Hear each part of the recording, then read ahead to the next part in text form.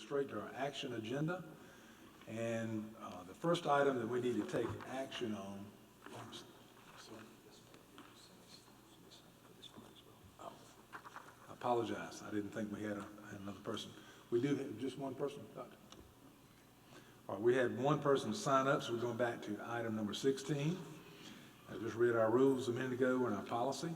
Ms. Kim Murphy signed up to speak. Ms. Murphy. Thank you. All right, that will bring us to item 17, which are actions as necessary or appropriate for matters we have considered in executive session.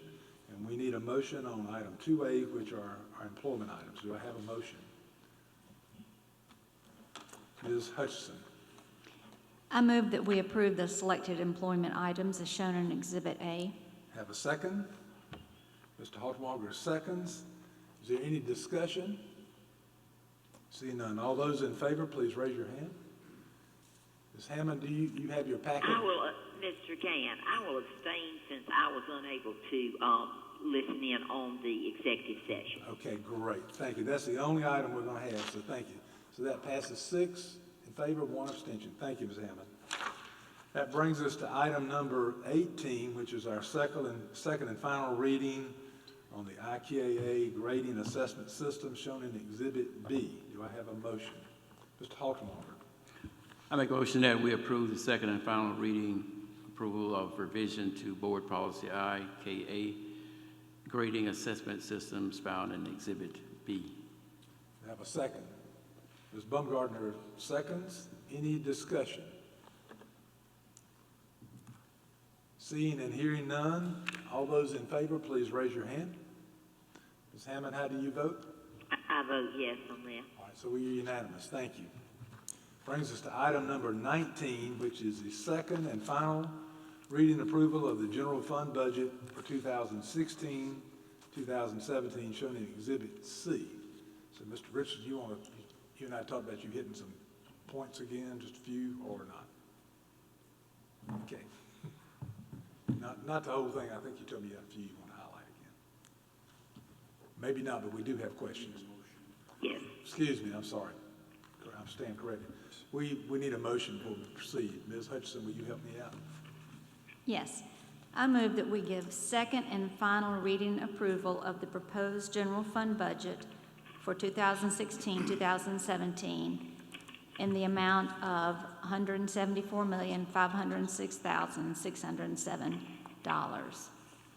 Thank you. Do I hear a second? Ms. Bumgardner seconds.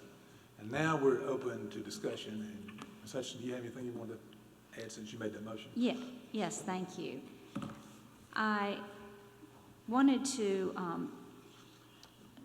point out that when we talk about the increase, that we're increasing it by the total budget by 4.84%, that the salary increases, the cost of living, the STEP, and the credential, that, which also includes, of course, your terminal leave and fringe benefits that naturally go along with that, that is state mandated.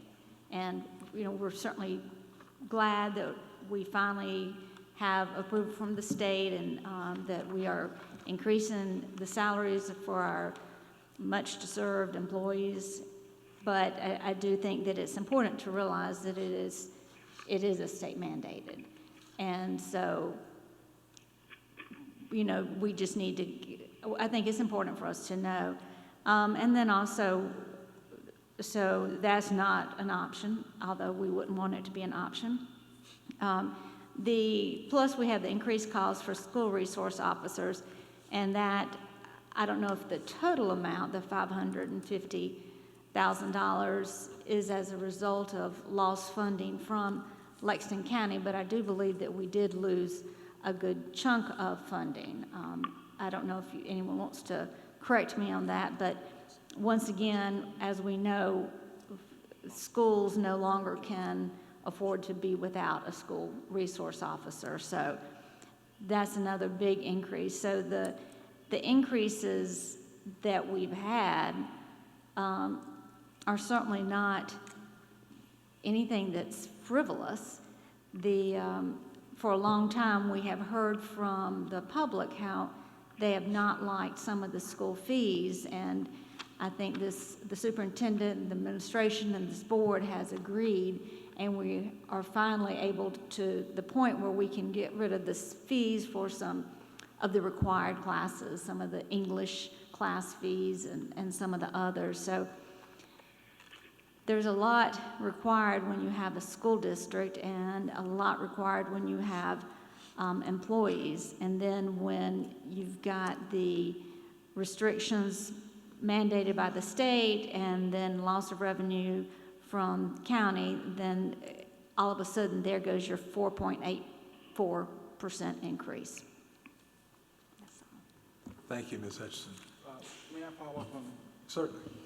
And I may have misunderstood one of your points there, but the increase in cost on the SROs is because they've increased their cost. Lexington County went from a 50-50 arrangement to a 75-25, with us paying the 75. Mr. White. Red light. How about now? Just to follow on what Ms. Hutchinson said, I think it's worth noting, because we tend to get the same sort of worn-out arguments year after year that our budget is somehow fluctuating, but our enrollment is not consistent with our budget. And I did a pretty detailed analysis last year. I'm not going to go back through all that, but to show how step increases and cost of living. But if you look at this year alone, 2/3 of this, if you count the bonus to district employees and the salary increase, a little over $5.6 million, 2/3 of our increase in our budget went to pay additional compensation to our staff, and there's no correlation with the number of students. I mean, students can stay exactly constant, and our budget still was at $5.5 million because these people are long overdue raises. And so you look at things like school resource officers, we never suggested that fluctuates with pupils. I mean, I think people expect school resource officers in our schools with all the problems in society today. And this is just another cost increase that gets passed on to us. Everything here are just general cost increases. There's no correlation to number of students. I mean, we can have the exact same number of students forever, and we're still going to go up somewhere between 3.5% and 5% a year. We're fortunate, I think. One thing to reiterate, we're not raising, I think the proposal's not to raise millage this year. We are funding part of this with fund balance, and I think it's appropriate to note that that's appropriate to do that because one of these bonuses is a one-time bonus. So we're funding a one-time expense with non-recurring revenue. So I think that's, that's not inconsistent with our positions in the past.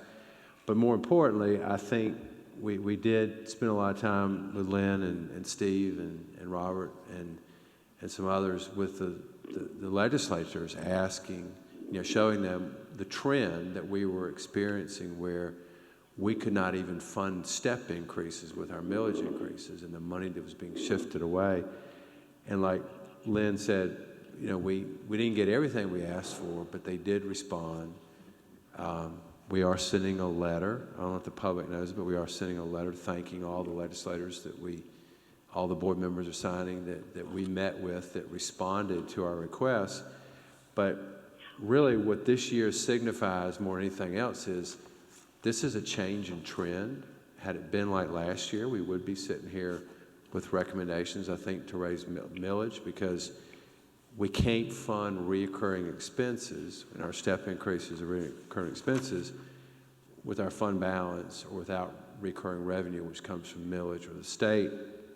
So this year, the state gave us some money for the raise, if that's a correct characterization, and they stopped at least the revenue shift to the poor districts.